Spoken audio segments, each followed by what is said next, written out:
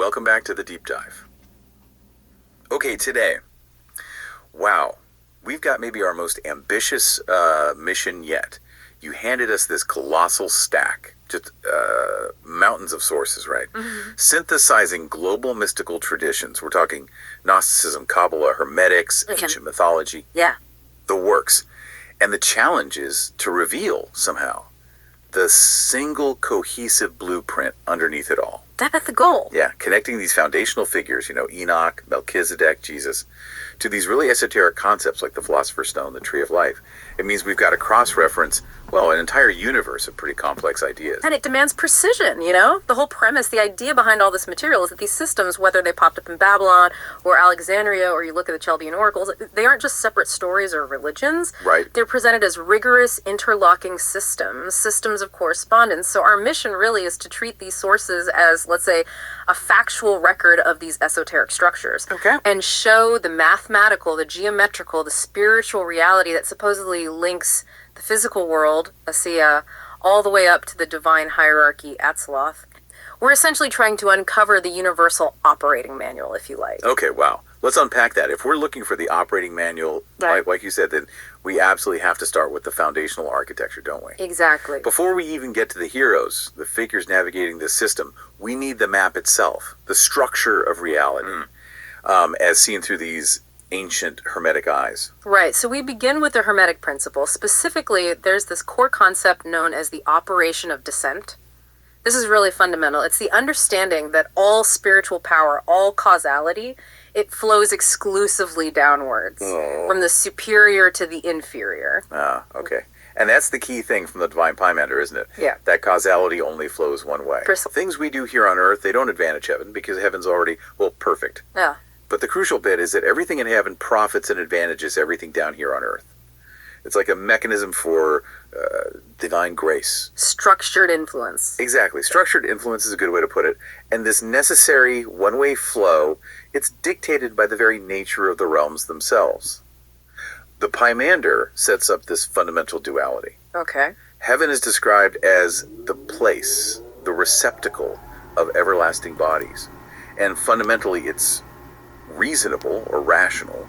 Earth, on the other hand, that's the domain of corruptible bodies. It's inherently brutish. So the lower level needs that constant input, that order from above, just to hold itself together. It does. It needs that influx of reason and order from the superior levels to maintain any kind of coherence. And this structure, you're saying it's ancient. We see it right away in the Chaldean system. They define their divine worlds, Empyrean, ethereal, elementary, and material. And these weren't just random layers, were they? They were actual realms, each presided over by some supreme power, all connected back to the Father, keeping cosmic order. Yes, absolutely.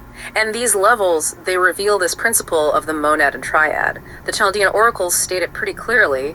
In every world, a triad shineth, of which the monad is the ruling principle. Okay, monad and triad. So the monad is like the absolute indivisible unity. That's right. And it governs the three active principles, the triad, that are operating within that specific dimension, that world.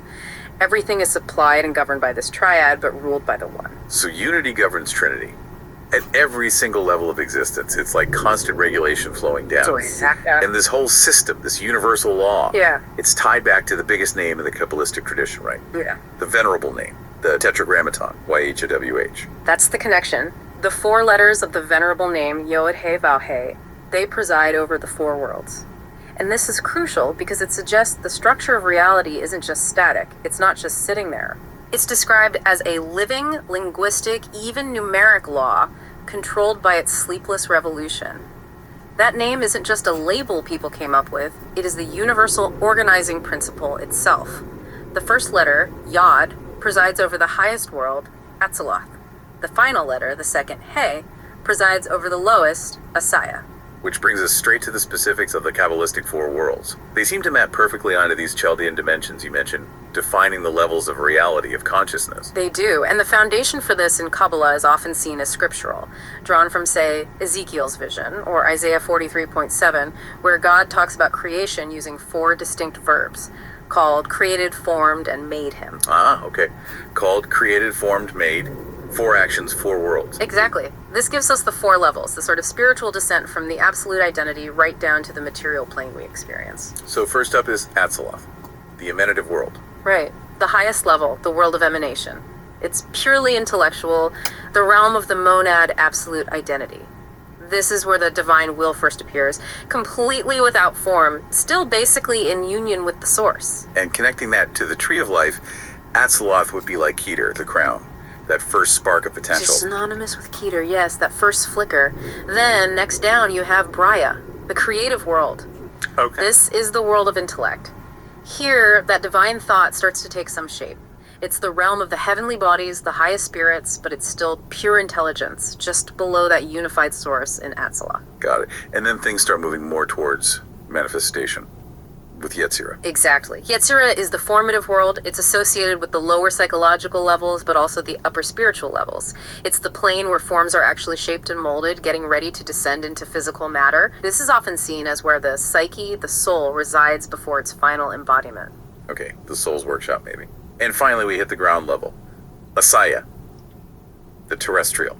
Asaya, or Olam Hamatava, yes. The physical world. This is the domain of corruption, of brutishness, as the Pymander put it. Here, the psyche is embodied in the flesh. And this whole descent is often described allegorically, The soul leaves the promised land of Yetzirah, goes down to acquire experience in the natural world, Asaya, but then becomes enslaved in the bondage of Egypt, which is the physical body. Ah, right. And the goal then is the Exodus, getting back to that promised land of the soul, Yetzirah, or maybe even higher. That's the journey, yes. Regaining that state. That makes perfect sense of that feeling, that separation between mind and body that you see so much in Gnosticism.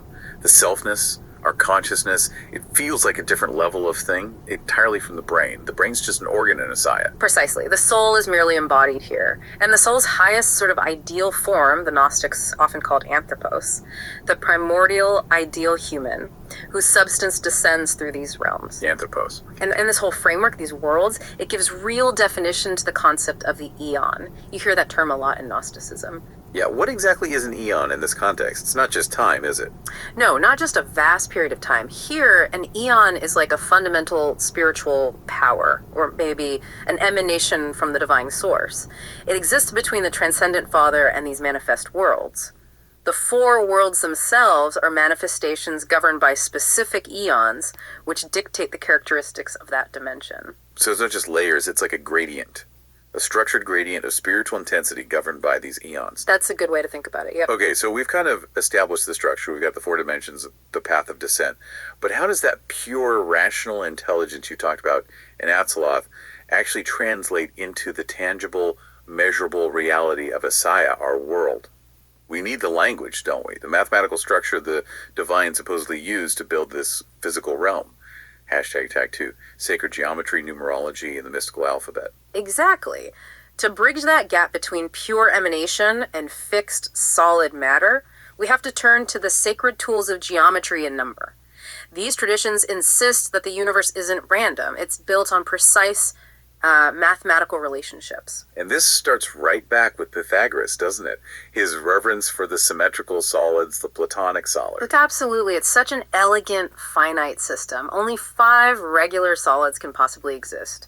And for the Pythagoreans, this wasn't just some mathematical curiosity, it defined the very elemental makeup of the physical world. Right, the correspondence between the solids and the elements.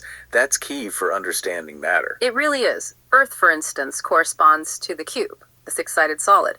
It symbolizes its stability, its resistance to change. Makes sense. Stable like the ground. Fire is the tetrahedron, the 4-sided pyramid. It's the simplest solid, the lightest, always striving upwards. Oh. Water is the icosahedron with 20 faces, much more complex, fluid.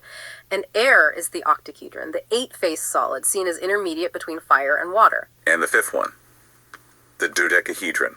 That's the really mysterious one, isn't it? 12 pentagonal faces. It is. Plato, and supposedly Pythagoras before him, maintained that this structure was what the deity used in tracing the plan of the universe. It represents the aether, or the quintessence. The fifth element. The fifth element, exactly. The one that binds the other four together and allows for celestial movement, for the heavens to turn. So this geometry isn't just static shapes, it's the actual scaffolding of material reality. It defined its composition, its potential for movement. Okay, from shape to quantity then. We get into gematria, the world of numbers, where divine names, concepts, they get quantified. And this apparently reveals these astonishing universal codes. It does. The patterns are quite startling sometimes. Let's start with some fundamental numbers. What about 7? That pops up everywhere. 7 is critical, yes. It generally signifies the end of a cycle. Think of the 7 days of creation, completion, rest, reflection, a complete stage of development. And the source material points out the Hebrew alphabet itself is structured around 7, right? 3 groups of 7 letters, marking stages of initiation. That's the tradition, yes. 3 distinct stages into higher spiritual study, marked by those sets of 7 letters. But the really profound synchronization, the one that makes you just stop and think, is the number 26. Yes. 26. As we mentioned, the venerable name, Jehovah, YHWH. In Hebrew gematria, it totals 26. You have Yod, 10, Hey, 5, Vow, 6, and the final Hey 5. Add them up, you get 26. Okay, that's central to Kabbalah, but the kicker is. The truly astonishing synchronicity, according to these sources, is that the English word Go-D also totals 26. G is 7, O is 15, D is 4.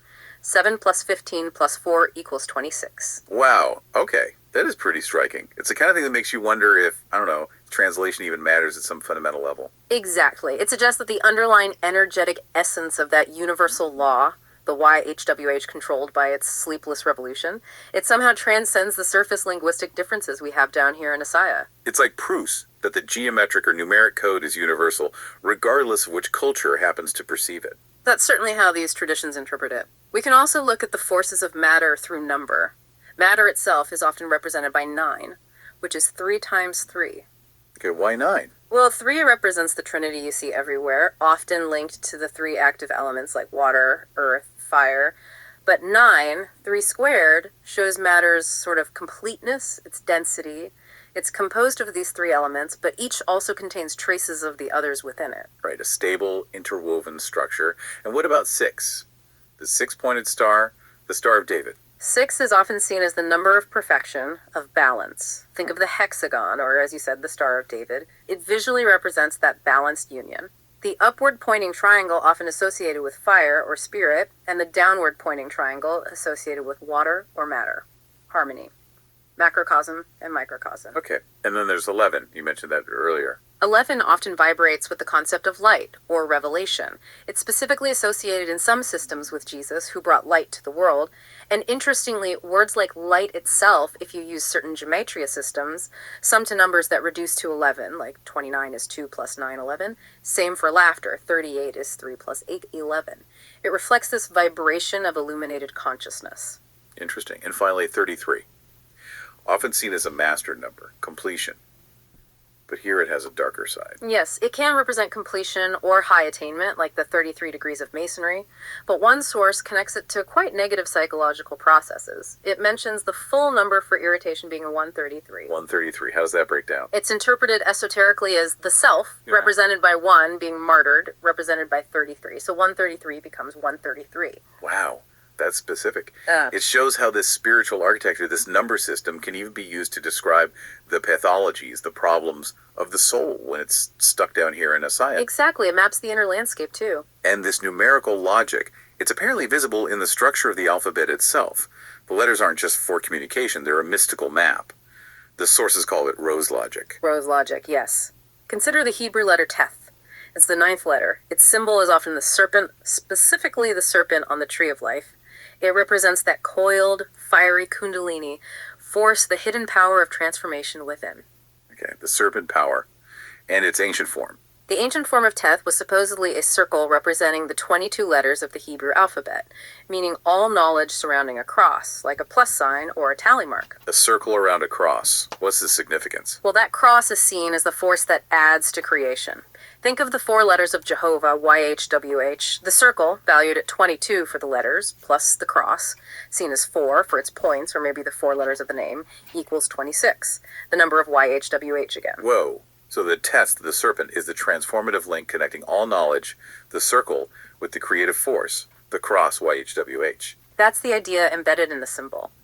And this convergence geometry, number, name, it's visually summed up in this striking image called the Grand Arcanum sign. The Grand Arcanum sign, what does it look like? It's a figure, often showing a circle being pierced by a sword or a sort of baton, and it's said to contain several Hebrew letters, Yod, Aleph, Shin, maybe Mem, and significantly, an inverted He. Okay, a circle pierced by a sword with these letters, what's it telling us? It's an explicit visual manifesto of that Hermetic descent we talked about.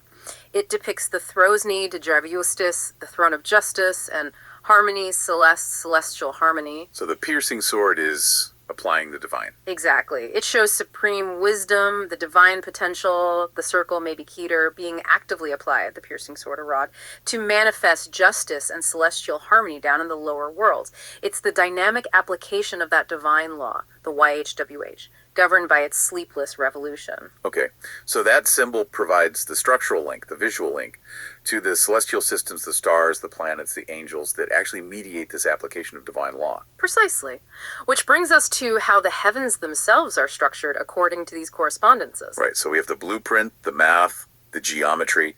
Now we move up a level to the mechanism that ensures the constant orderly application of this divine law. That's where we find the celestial correspondences, reflected in things like astrology and, of course, the Kabbalistic tree of life. Exactly. The ancients, they didn't just look at the stars for fortune-telling. They mapped the zodiac into 4 triplicities. These groupings weren't arbitrary. They were determined by principles of opposition and contrariety. Triplicities, so groups of 3 signs. Yes, based on the elements: fire, earth, air, water. And this wasn't just predictive, it was seen as explaining the actual mechanics of the elements down here in the lower worlds.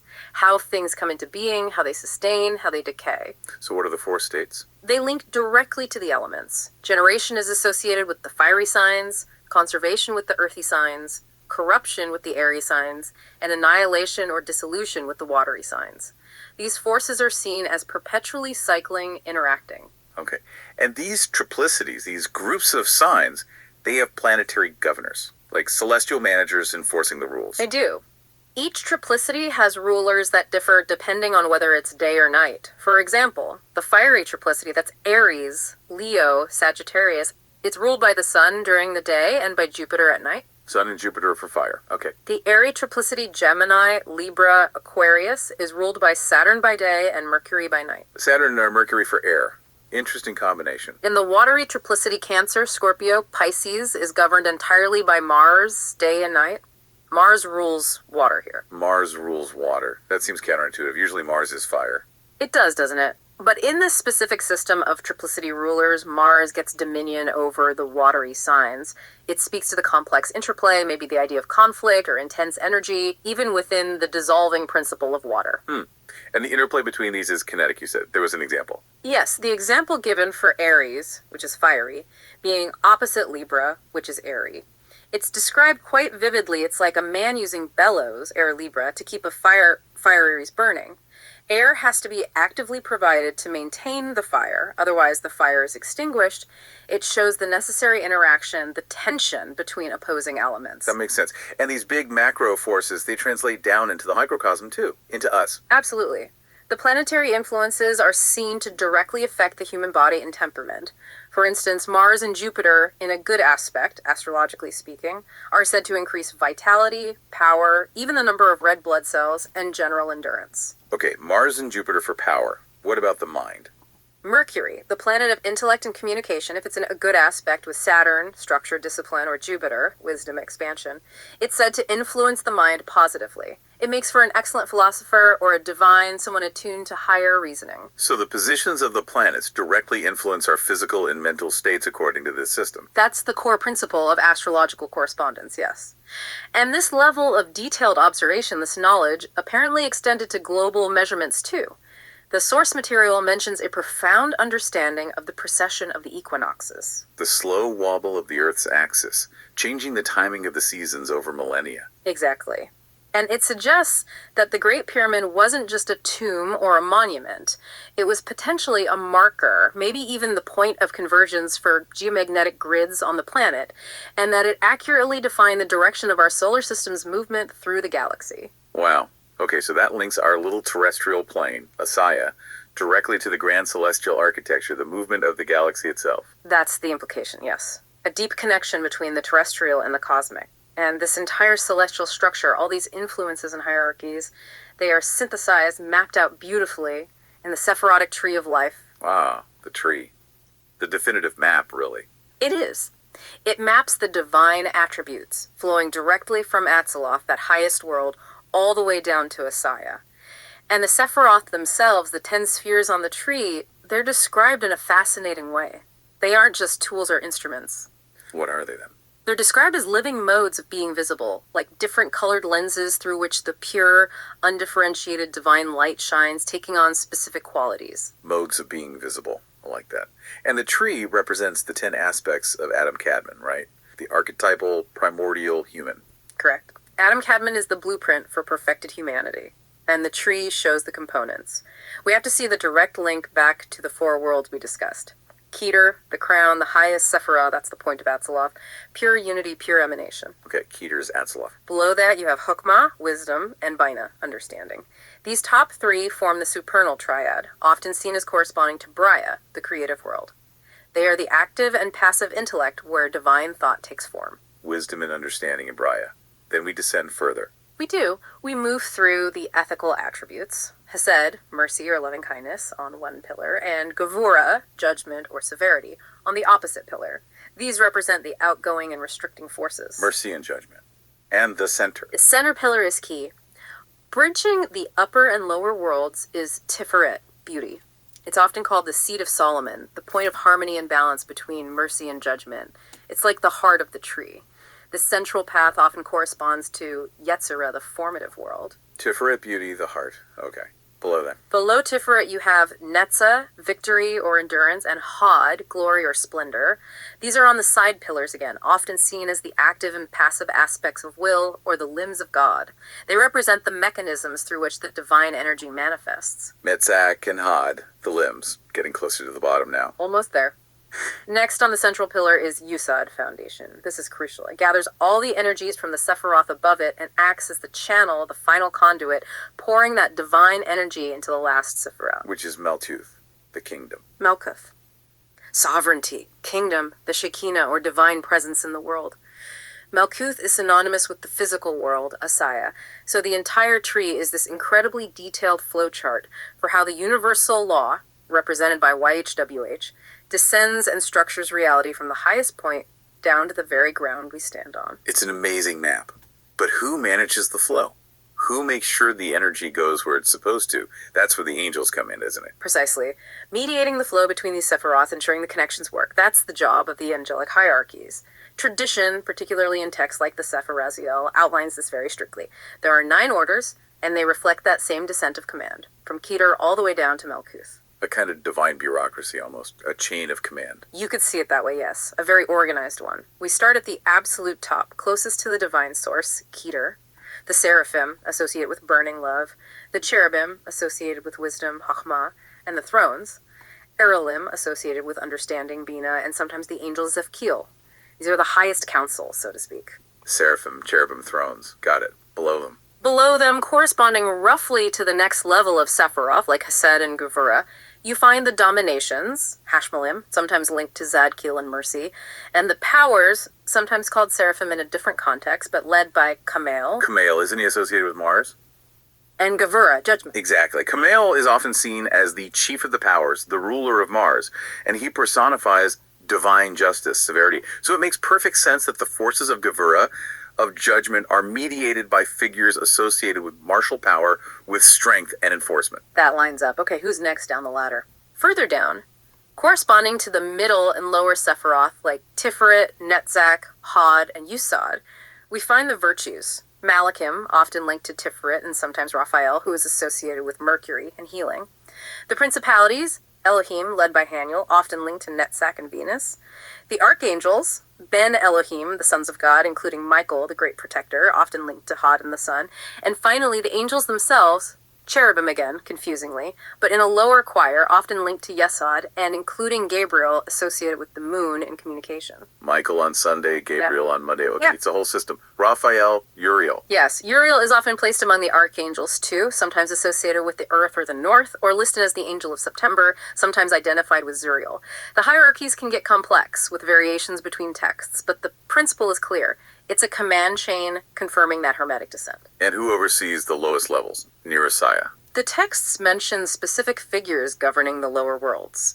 Metatron, a hugely important figure, sometimes identified with the transformed Enoch, is said to govern these lower realms alongside Enoch himself and Michael.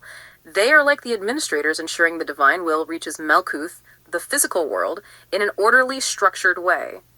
Even mentions of Michael assisting Zadkiel in battle fit into this framework of maintaining cosmic order. Okay, so this incredibly detailed structure, worlds, numbers, stars, angels, the tree provides the necessary context, the stage for the sacred figures we mentioned earlier. Yeah. The architects, the guides, the ones who actually demonstrate how the soul achieves its own transformation, its own unification within this grand cosmic system. Exactly. Now we can understand the path they walked. Hashtag tag 5e, transformation, initiation, and sacred figures. Right. The whole point of mapping out this entire blueprint, the worlds, the forces, the hierarchies, is ultimately to understand the path of transformation.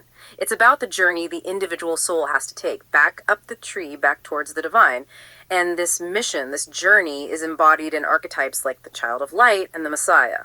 And the history of this kind of initiation, this path, starts really early in these texts, doesn't it, with figures like Enoch. Enoch is foundational. Yeah. He's described literally as one who initiates into light. He's the revealer of the 64 keys, keys of knowledge, keys to understanding the system. He's the one who was taken and walked with God. He didn't just visit, he stayed. Exactly. And now, as we mentioned, he works alongside Metatron, governing the lower worlds from a higher vantage point. Enoch didn't just walk the path to the divine, he became part of the management structure. He demonstrates apotheosis, becoming divine. That's a powerful example. And the foundation for the people who are supposed to carry this knowledge, the covenant people, goes back to the patriarchs, right? Yes, the line is traced through Shem, son of Noah, then Abraham, Isaac, and Jacob. They are the forefathers constantly recalled in the covenant traditions found in Kabbalah and Exodus. The sources state that Israel, the descendants of Jacob Israel, are the people of God, tasked with being the conservator, the keeper of the idea of human independence, perhaps independence from the slavery of matter. And the story of Joseph in Egypt, you mentioned, is seen as the germ of the gospel. Yes, it establishes that core allegory. The soul, Joseph Israel, descending into the material world, Egypt, becoming enslaved, but holding the potential for wisdom and eventual deliverance, leading the way out of bondage. And figures like Melchizedek fit in here too, the priest king. Melchizedek is huge, mentioned in Genesis, Psalms, Hebrews. He's seen as a foundational figure in many Kabbalistic and esoteric texts. The priest king of Salem, peace, who meets Abraham. He serves as this ancient prototype, embodying the perfect union of divine authority, king, and spiritual knowledge, priest, predating the formal structures of Judaism. He represents a primordial, direct connection. So Enoch shows the ascent, the patriarchs establish the lineage, Melchizedek shows the ideal union. Even complicated figures get woven in, like Balaam. Balaam is fascinating. A non-Israelite prophet hired to curse Israel but blesses them instead. He's complex, maybe morally ambiguous, but surprisingly, he functions within this narrative as a messianic prophet.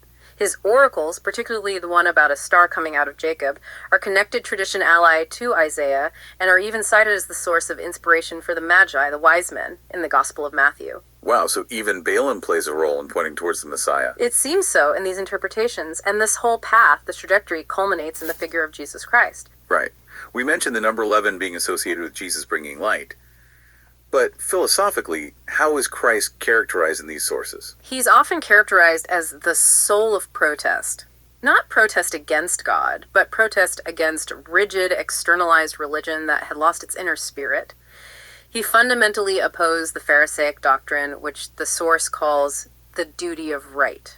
The duty of right. What does that mean? It means following the letter of the law precisely because the law, the external command, is considered right. You do it because you're told to, because it's the rule. Okay, legalism, basically. Essentially, yes. And Christ is said to have opposed this with the right of duty. The right of duty. What's this shift there? It flips the emphasis. The right of duty asserts the individual's inherent internal obligation to moral action, to love, compassion, duty, even if it seems to violate the strict letter of the external rule. It shifts the source of authority from the external law, the script, to the internal spirit, the living conscience.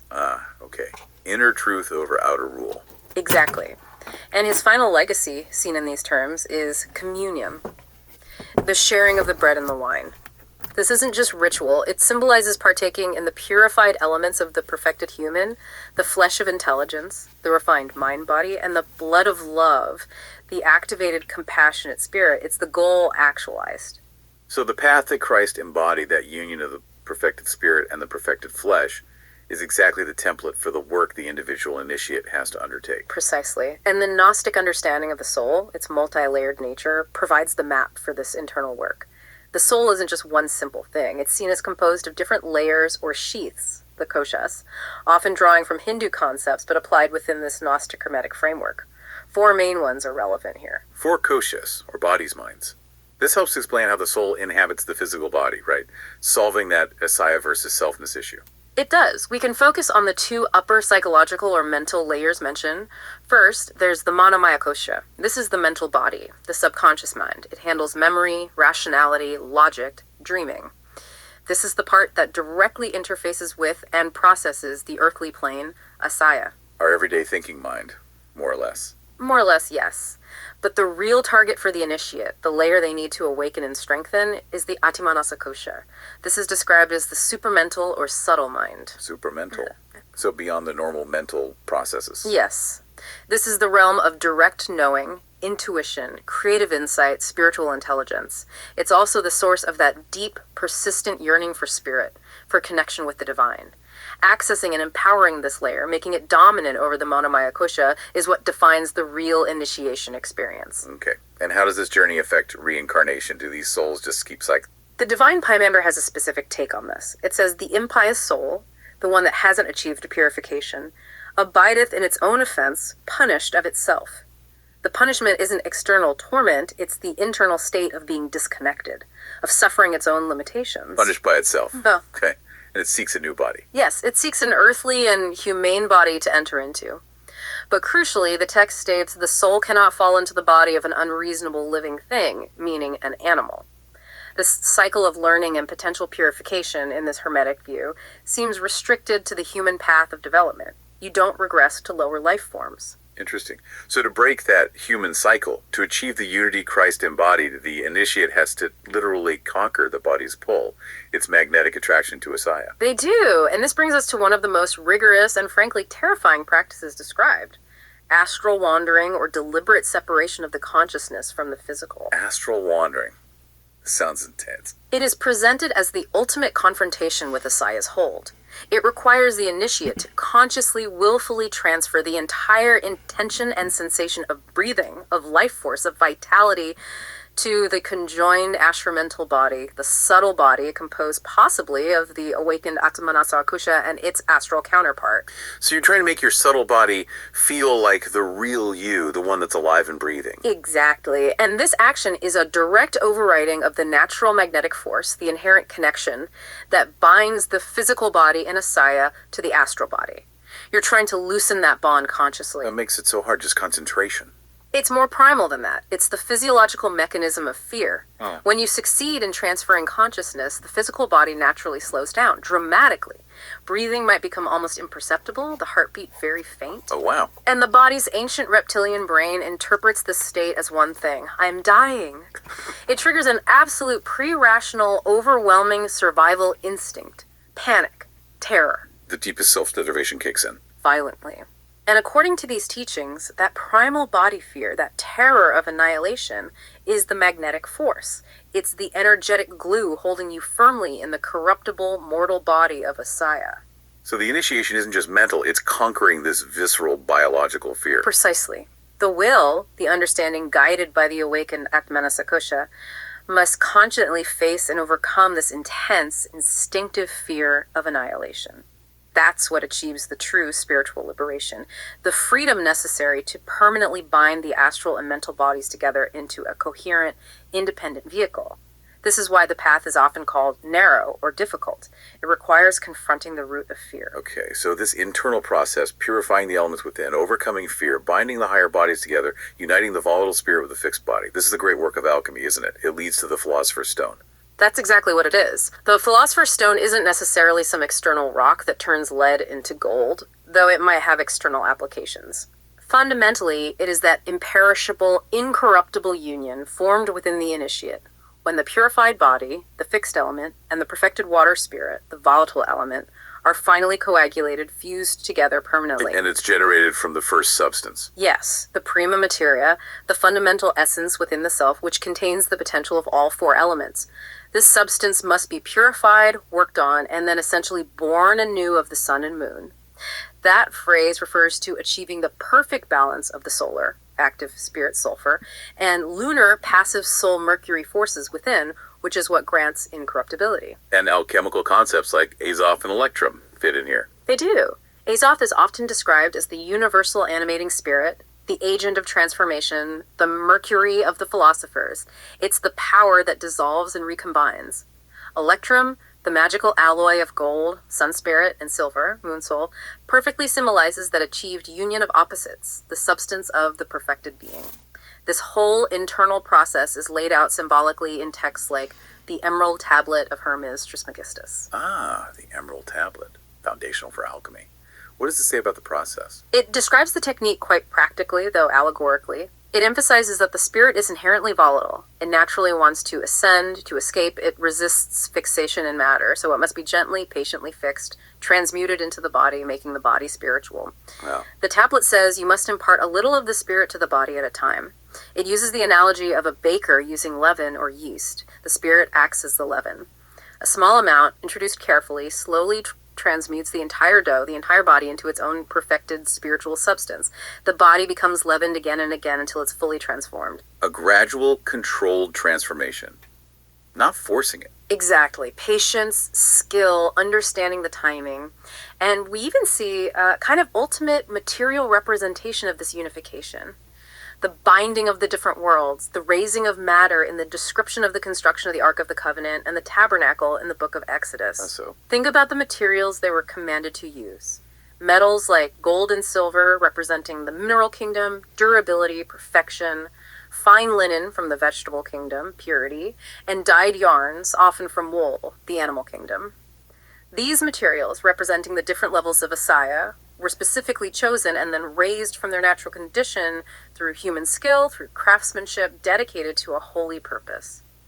So the building of the tabernacle itself was an act of unifying the world, raising matter. It's interpreted that way, yes. A ritualistic physical manifestation of the great work. It required discipline, precise correspondence, using the right materials in the right way, all for the goal of creating a space where the divine, Atzalath Bria Yetzirah, could dwell within the physical Asiya. It's the macrocosmic version of the initiate's internal work. Wow. Okay. The synthesis really does seem clear when you lay it all out like that. It does feel like it comes together. All these traditions, from the geometry of Pythagoras, the numbers, the planets, the angels described in Sephiroziel, they're not really distinct paths. They seem to define aspects of a single rigorous system, a single path back to the source. And all the sacred figures we talked about, Enoch, Melchizedek, the patriarchs, Christ, they function like guides, like exemplars, demonstrating the various stages of initiation, the work required to unite that volatile spirit with the fixed, perfected body, ultimately conquering Asaya, the material world, by transforming it from within. That's the essence of the journey described here. Okay, as we start to wrap this up, what really stands out to me, synthesizing all of this, is just the astonishing depth and precision of it all. It's not vague mysticism, it's incredibly structured. They gave us essentially a structural map of reality with the four worlds. A language to understand it, gematria, sacred geometry, a governing mechanism, astrology, the angelic hierarchy, the tree of life, and finally, a literal physiological and metaphysical path for the individual to walk. understanding the kushas, the layers of the self, and undertaking the great work to create the philosopher's stone within. The entire system seems built to facilitate that transformation, yes. And if that's the case, the ultimate barrier isn't really ignorance, is it? Or lack of tools. The maps, they're seemingly everywhere in these traditions. The ultimate barrier seems to be something deeper. Yeah, that deep internal resistance of the body itself. Yeah, fear. So here's where it gets really interesting. Maybe a final thought for you to take away. Think again about that astral wandering exercise we discussed. The whole spiritual ascent, the ability to consciously navigate these higher realms, seems to rely fundamentally on conquering primal fear, on overriding the deepest, most pre-rational survival instinct of the physical self. The fear of death, essentially. Right. If that fundamental fear of annihilation is the magnetic attraction, the glue holding you to the corruptible body of Messiah, then how much of our everyday reality, our anxieties, our attachments, our limitations, maybe even our collective failure to achieve true initiation on a wider scale, how much of that is simply defined by our deep-seated resistance to conquering that one core fear? It suggests that true self-mastery, the kind these traditions point towards, isn't just philosophical. It's literal mastery over the biological imperative, the fear of death itself. What if that's the real key to unlocking the whole system?